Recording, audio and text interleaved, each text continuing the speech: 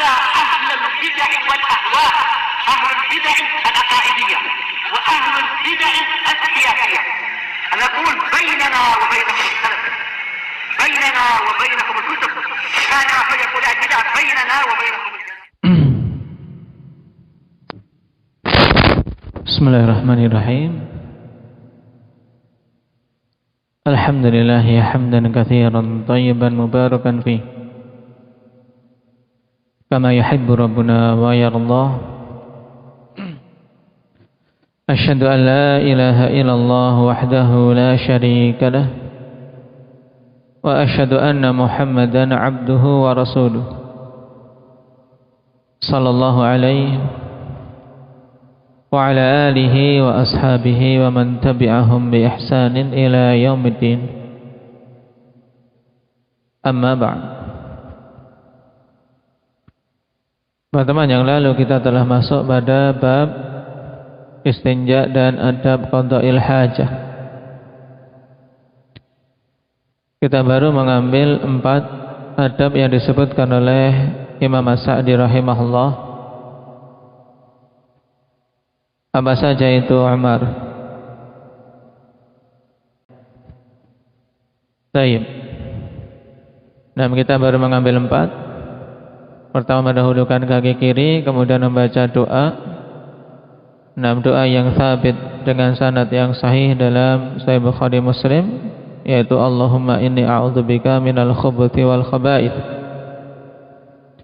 Kemudian keluar mengedepankan kaki kanan dan membaca ghufranak bagi yang berkeyakinan kesahihannya. Karena pada hadis ini ada perawi yang diperselisihkan dengan kuat. Siapa namanya? Siapa namanya? Indah syukran. Yusuf bin Abi Burdah. Yusuf bin Abi Burdah. Adapun lafaz yang lain, alhamdulillahilladzi adhaba 'anil hadza wa 'afani, jelas ini lemahnya karena ada siapa? Indak ya Badri? Ismail bin Muslim. Disepakati tentang kedhaifannya. Tapi kita lanjutkan yang kelima. Qala Imam Sa'di rahimahullah wa ya'tamidu fi julusihi 'ala rijlihil yusra wa yansibul yumna. Dia bertopang ketika duduk untuk buang hajat di atas kaki kirinya dan menegakkan kaki kanan. Coba Muhammad praktek. Gimana kira-kira? Penggambaran kaifiyah yang disebutkan di sini. Wa ya'tamidu ala julusihi ala rijlihil yusra. Kemudian wa yansibul yumna. Mana kira-kira? Ketika jongkok, dia bertopang pada yang kiri, yang kanan ditegakkan. Dan kira-kira gimana?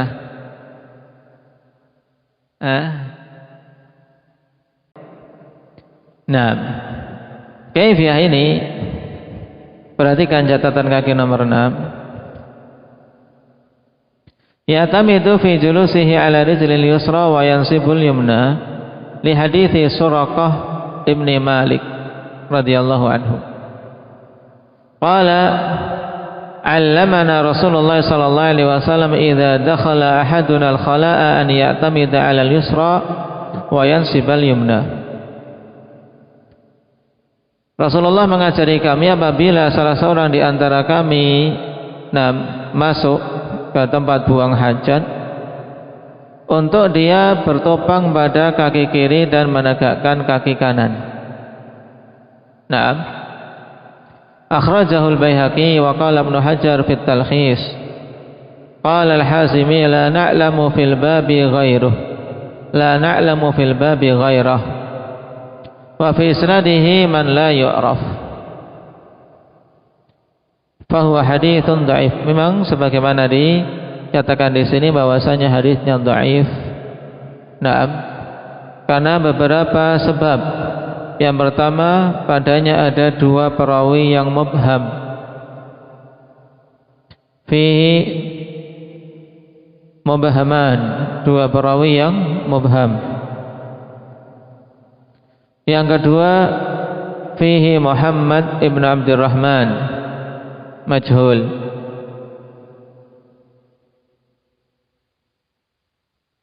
Wa Zam'ah ibn Saleh, majhul. Berarti terkumpul sebab kelemahan yang banyak, kawan. Dua orang yang majhul ditambah dua perawi yang mubham yang tidak disebutkan namanya, sehingga kedhaifannya tidak syak. Nah, apalagi ditambah dengan pernyataan Al-Hazimi, la na'lamu fil babi ghairah, tidak ada dalam masalah ini selain hadis yang disebutkan di sini, sehingga hadis dhaif bersendirian. Nah, tidak ada yang lainnya, tidak ada yang menguatkannya. Maka untuk adab yang kelima ini, kawan, tidak sahih, sehingga tidak diamalkan. Lalu bagaimana? Dalam masalah duduk untuk buang hajat, maka seseorang memilih tata cara duduk yang mudah baginya, yang tentunya paling jauh dari apa? Dari najis. Berusaha untuk apa? Posisi paling jauh dari terkena najis. Bagaimana posisinya? Taib dengan jongkok, atau juga kalau zaman sekarang dengan adanya WC duduk ini juga mempermudah bagi orang-orang yang tua. Sehingga juga terjauhkan dari najis. Jadi dalam masalah ini tidak ada riwayat yang sahih yang menjelaskan tentang kaifiyah tertentu untuk apa? Untuk buang hajat.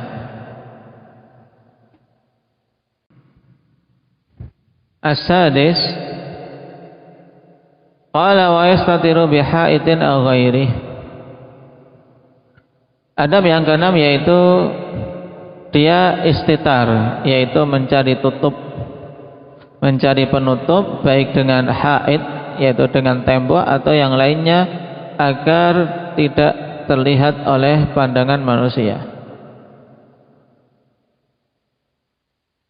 Wa yab'udu in kana fil fadha, dan berusaha untuk menjauh dari manusia apabila berada di al-fadha, yaitu di tempat terbuka. Berarti adab yang keenam ini intinya apa? Berusaha untuk menjauh dari pandangan manusia, baik itu berada di dalam ruangan, di bangunan khusus WC, atau berusaha mencari pelindung kalau berada di suatu tempat yang tidak berupa bangunan, atau menjauh intinya kalau berada di padang pasir, di tempat yang terbuka.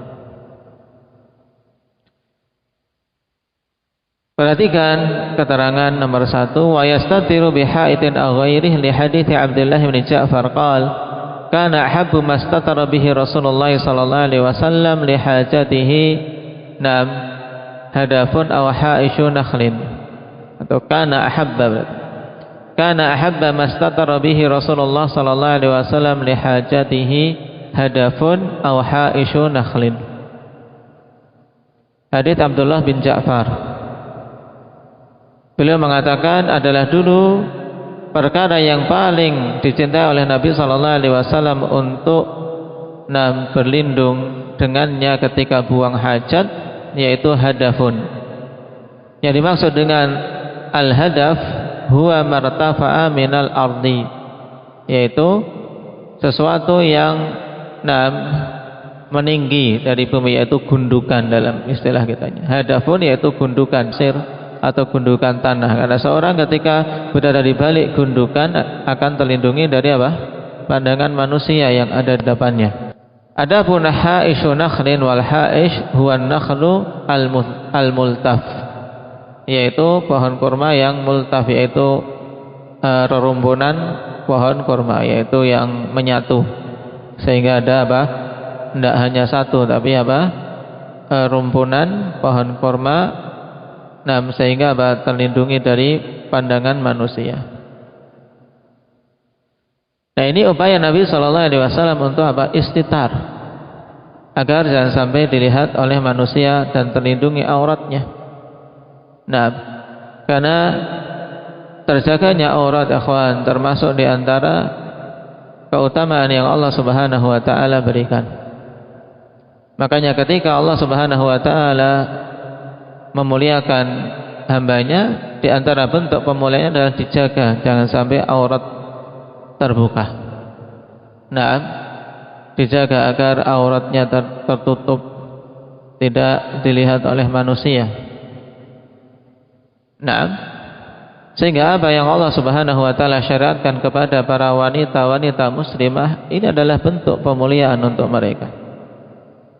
Nah, karena sesuatu yang mulia butuh ditutupi. Nah, demikian pula sesuatu yang mengundang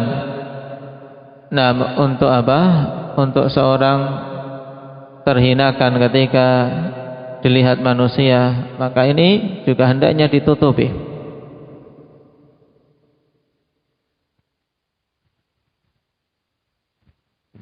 Tentunya seorang yang fitrahnya lurus akan berupaya bagaimana sebisa mungkin betul-betul apa tidak ada yang melihat ketika dia buang hajat, tidak ada yang melihat auratnya. Adapun untuk menjauh, dalilnya disebutkan di sini pada catatan nomor 2, wa yab'udu in kana fil fadha li haditsil Mughirah bin Syu'bah. Nah, menjauh apabila berada di dataran terbuka berdasarkan hadis Al-Mughirah bin Syu'bah. Qala kuntu ma'an Nabi sallallahu alaihi wasallam fi safar faqala ya Mughirah khudhil idawah fa akhadtuha fantalaqa hatta tawara anni faqada hajatah.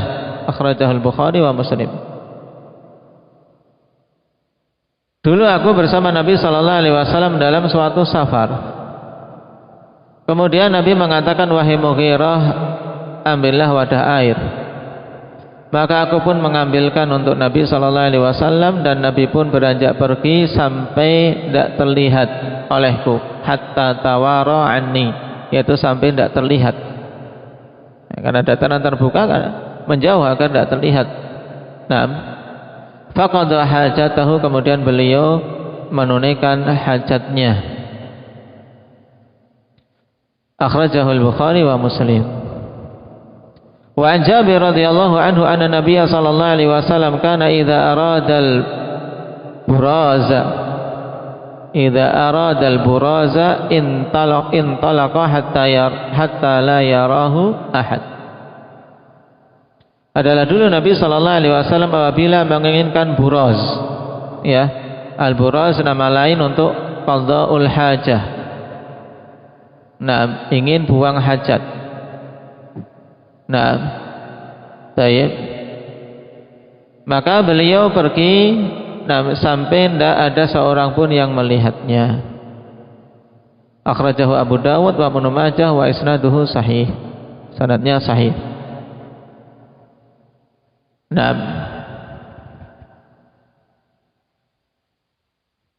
qala wa la yahillu lahu an yaqdiya hajatahu fi tariqin aw mahalli julusin linnas aw tahtal asyjaril muthmirah aw mahallin yu'dhi bihin nas. Dikasih titik 2 ini. Aw mahallin yu'dhi bihin nas.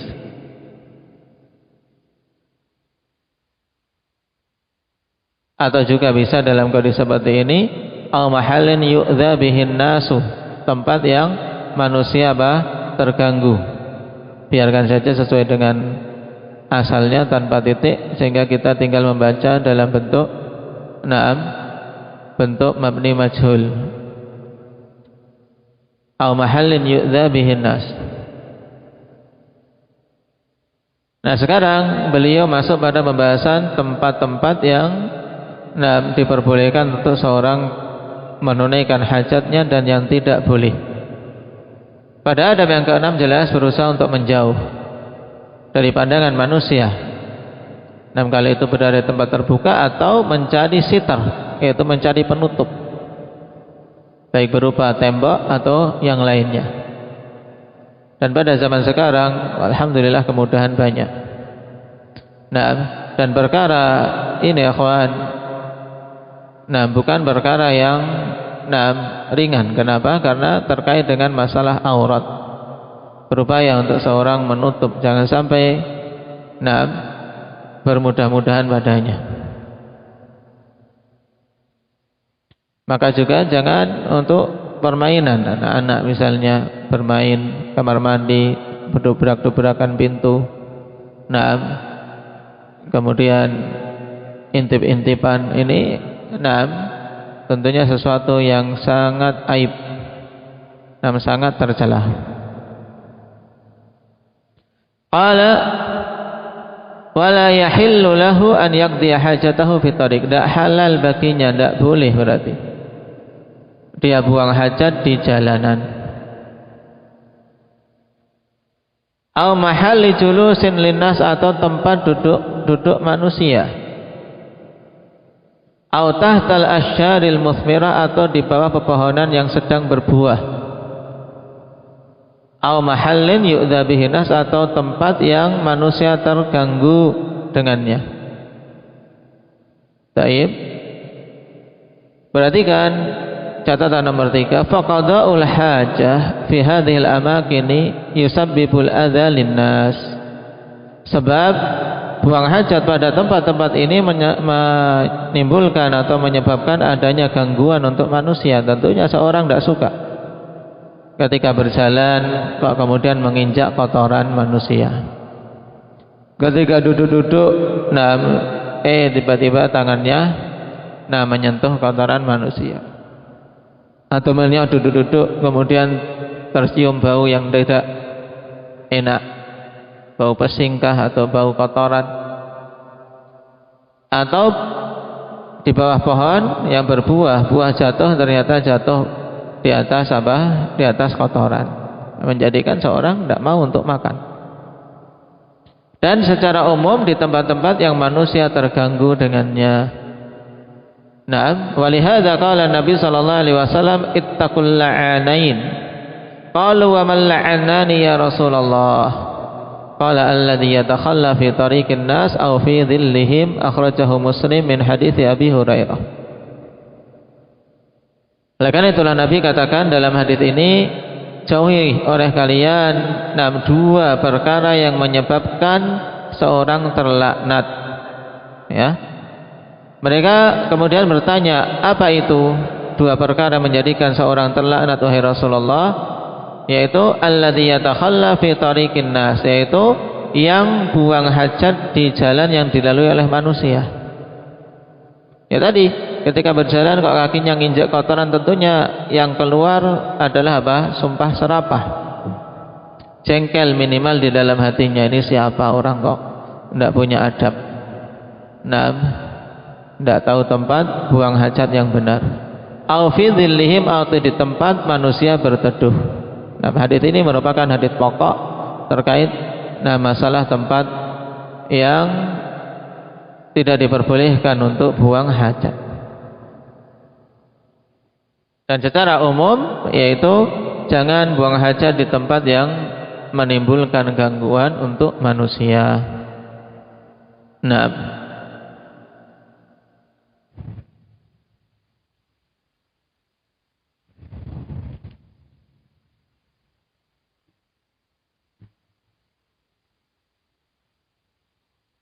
Dan dalil untuk hal ini juga keumuman ayat di surat Al-Ahzab, walladzina yu'dzunal mu'minina wal mu'minat bighairi maktasabu faqad ihtamalu buhtanan wa itsman mubina.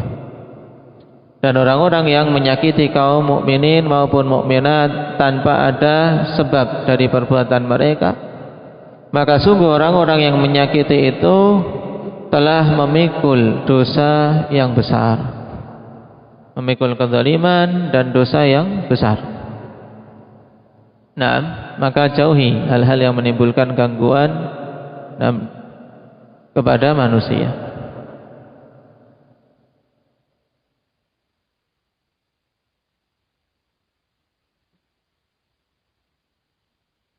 Qala wa la yastaqbilul qiblata wa la yastadbiruha hala qada'il hajah. Kemudian di saat menunaikan hajah tidak boleh. Alhamdulillah. Ya, tidak boleh menghadap kiblah, tidak boleh pula membelakangi kiblah di saat buang hajat.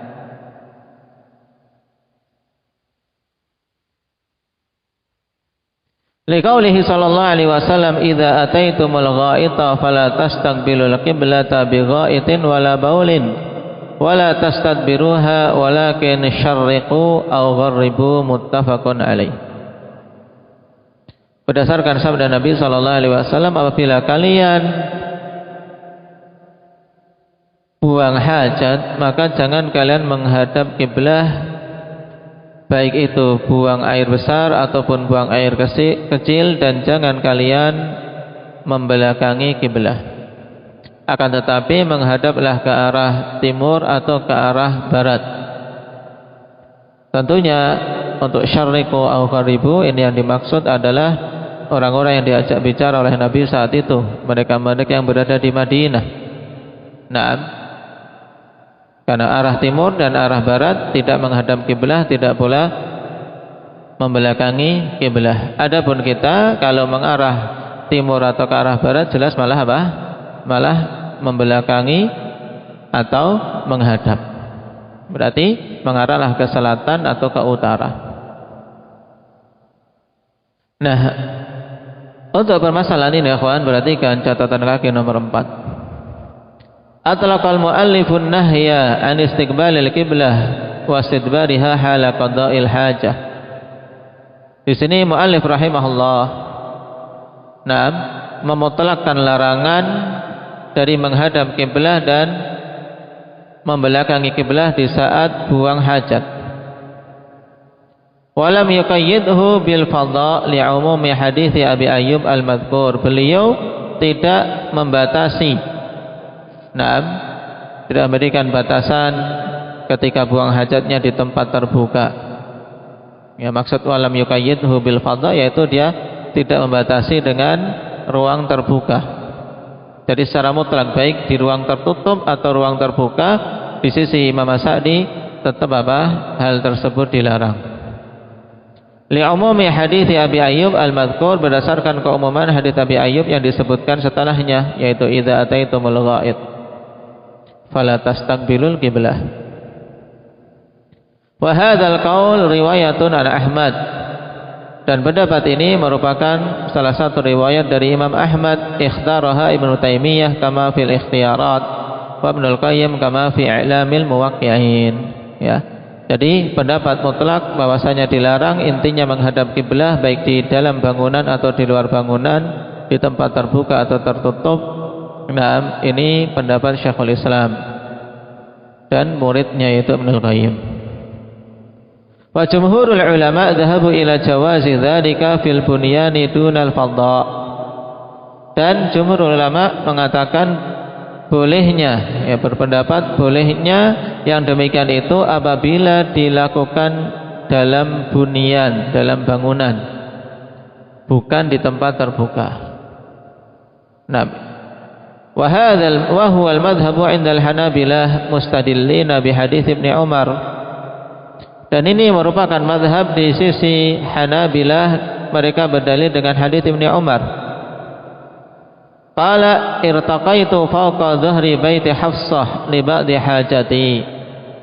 Aku naik ke atas rumah Hafsah. Ya, Ibnu Umar naik ke rumah Hafsah. Hafsah saudarinya. Li ba'di hajati, karena ada kebutuhan, sebagian kebutuhanku. Fara'aitu Rasulullah sallallahu alaihi wasallam yaqdi hajatahu mustadbiral qiblah mustaqbil Syam. Kemudian aku melihat Rasulullah sallallahu alaihi wasallam sedang buang hajat menghadap ke kiblah dan membelakangi Syam.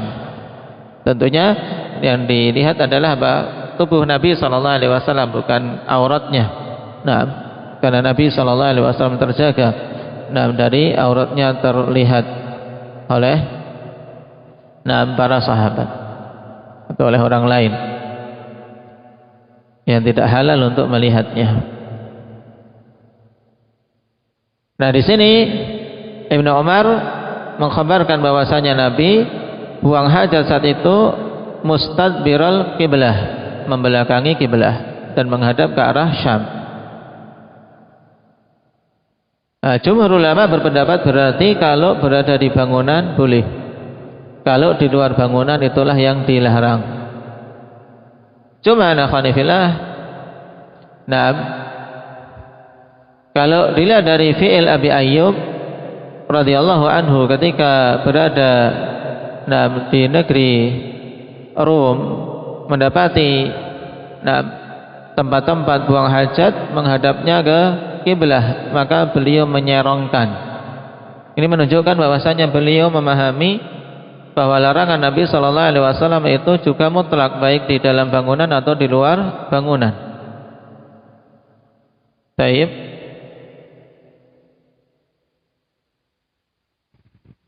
Kita lanjutkan dulu. Wa an Marwan al-Asfar qala ra'aitu ibn Umar anakha rahilatahu mustaqbilal qiblah thumma jalasa yabulu ilaiha faqultu ya Aba Abdurrahman alaysa qad nuhiya an hadha qala bala innama nuhiya an dhalika fil fadha fa idza kana bainaka wa bainal qiblati syai'un yasturuka fala ba'sa. Dari Marwan al-Asfar, beliau mengatakan, aku melihat Abdullah bin Umar menderumkan kendaraannya, yaitu menderumkan untanya menghadap ke kiblah, dalam keadaan menghadap ke kiblah. Kemudian Abdullah bin Umar duduk kencing, ya, jalasa yabul, ya, maksudnya jalasa dirinya berjongkok, karena jongkok salah satu hay'ah dalam julus. Namanya julus apa ini kalau berjongkok? Dalam bahasa Arab berjongkok ada istilah khusus. Nah, duduk dengan cara berjongkok istilahnya apa? Aba Hudzaifah. Bahasa Arabnya qurfusa. Nah, julus qurfusa.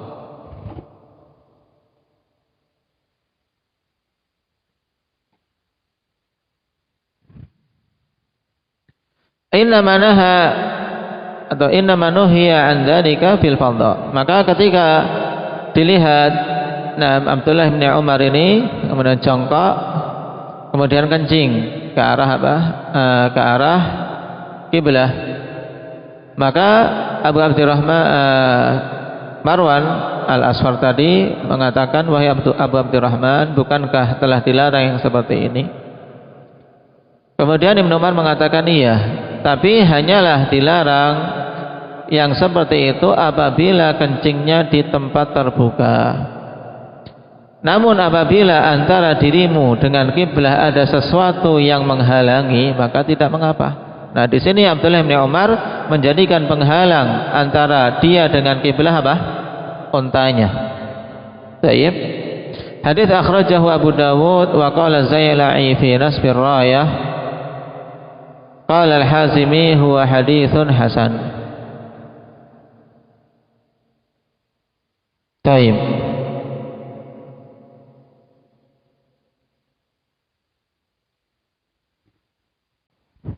Dan di sana ikhwanifillah ada hadis yang lain yang menunjukkan bahkan Nabi pun ketika berada di tempat terbuka, beliau pernah buang air menghadap ke kiblah, yaitu dalam hadis Jabir yang dikeluarkan oleh Imam Ahmad dan dimasukkan oleh Syekh bin dalam As-Sahihul Musnad, di mana Jabir mengatakan, nahan Nabi sallallahu alaihi wasallam an nastaqbilal qiblata bi baulin. Nabi sallallahu alaihi wasallam melarang untuk kami menghadap kiblah ketika kencing.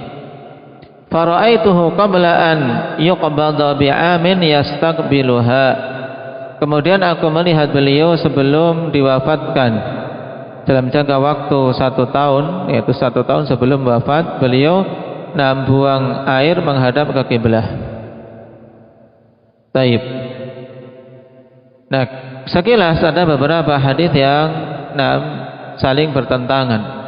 Maka para ulama ketika menggabungkan hadis-hadis ini, ada yang berpendapat seperti jumhur, yaitu bahwasanya larangan dibawa pada kondisi ketika berada di tempat terbuka atau ketika tidak ada penghalang antara dia dengan kiblah. Sebagaimana ini pendapat Ibnu Umar. Taib.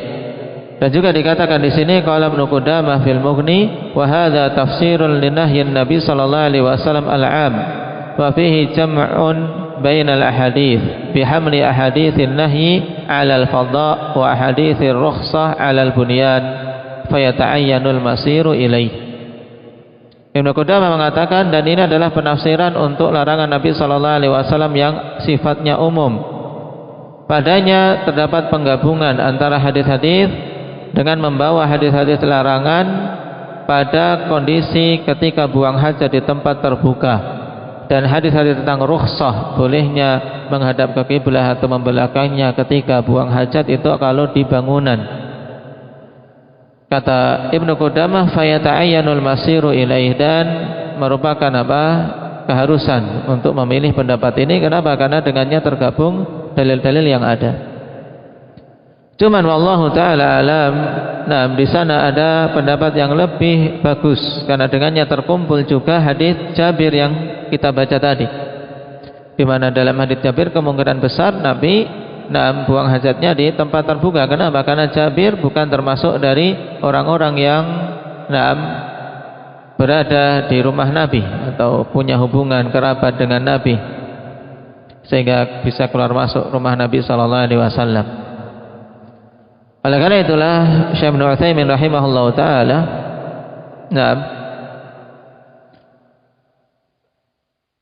memberikan taujih yang lebih bagus, yaitu bahwasanya hukumnya makruh.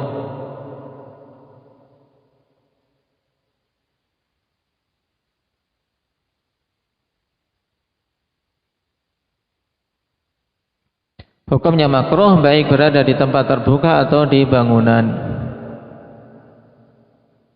Dan ini merupakan salah satu riwayat dari Imam Ahmad juga. Di mana hadis-hadis yang melarang dalam hadis Abi Ayyub dibawa kepada karahatut tanzih, kepada larangan yang sifatnya makruh. Apa yang memalingkan dari larangan yang hukum asalnya wajib, yaitu hadis Ibnu Umar dan hadis Jabir. Hadis Ibnu Umar jelas itu pada kondisi berada di dalam ruangan, sedangkan hadis Jabir kemungkinan besarnya berada di di luar ruangan. Sehingga kesimpulannya akhwan, untuk masalah tidak menghadap kiblah ketika buang hajat, demikian pula tidak boleh membelakangi kiblah ketika buang hajat, ini hukumnya apa? Hukumnya apa Abdullah Padang? Hukumnya makruh. Itu yang dipegang. Makruh ini baik di bangunan, di dalam bangunan atau di ruang terbuka. Taib. Dengan ini tergabung semua dalil-dalil yang ada. Wabillahi taufiq. Naktafi bihadza walhamdulillahirabbil alamin.